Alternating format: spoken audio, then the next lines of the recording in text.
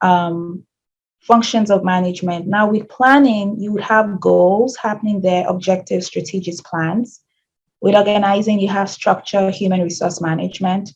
With leading, you have motivation, leadership, communication, individual group behavior. With controlling, you have standards, measurements. That's the ROI, return on investment. That's to measure the money we're getting. Comparison, actions, things like that. So I think like when it's specific like this, for me, practicing and preparing, because I always have to keep practicing, it's easier that way to understand. So I can just have all standards, where you have standards in place, where you have measurements, comparison, actions that will be controlling. So I hope this helps you guys as well. It was a union member who filed the ULP. So I know we have not done employee relations, but ULP is unfair labor practice that we are currently grappling with. This validates my premise that it is always union members who file ULPs. This statement best describes a grievance, inductive reasoning, a violation of the fair representation doctrine, deductive reasoning. And you guys will be wondering, why do we have ULP and B in business management? But it's because of these two words, B and D. Inductive, deductive reasoning. You could have questions from this area, not likely, but just in case. I have seen some. And so it says inductive reasoning would use a specific observation to draw general conclusions. So Harold is a grandfather. Harold is bald. Therefore, all grandfathers are bald. That's inductive reasoning. And that's what happened with this person.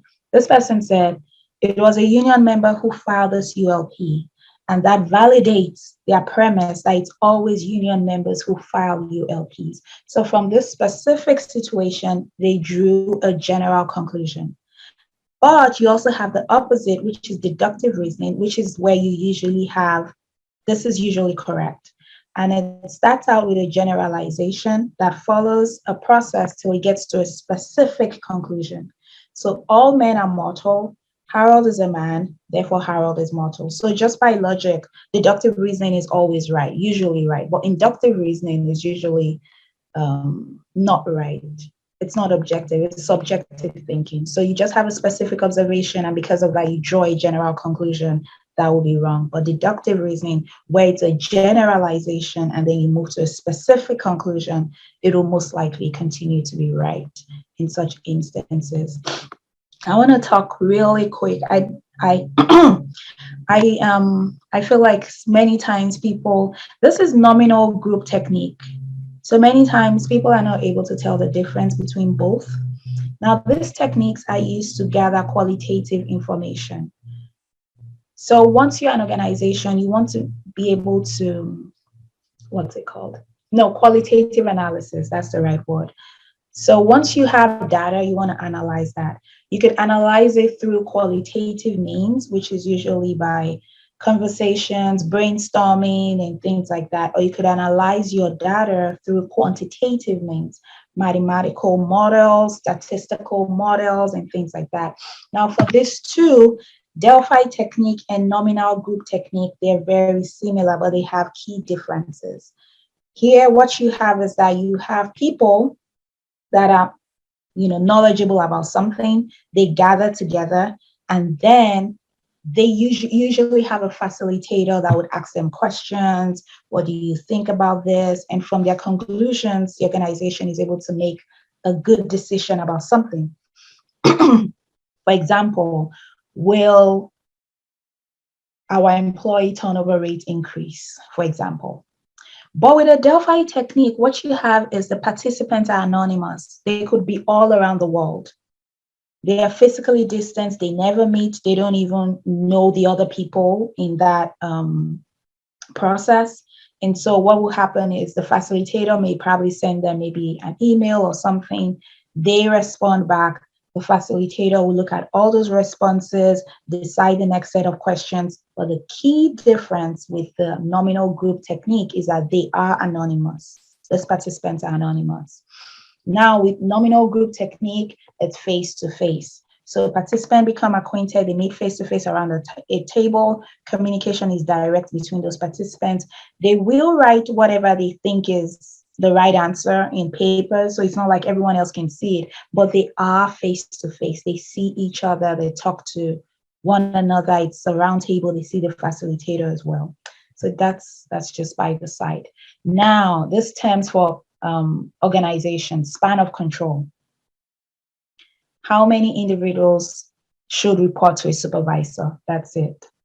Where you have a large span of control, that means you have many individuals reporting to a supervisor. That's best when you have individuals who are experts. So if they are very good at what they do, they know what to do, they don't need too much supervision, you could have a large span of control. Narrow span of control is usually in factories or where you have newbies and things like that. So very few people for one supervisor.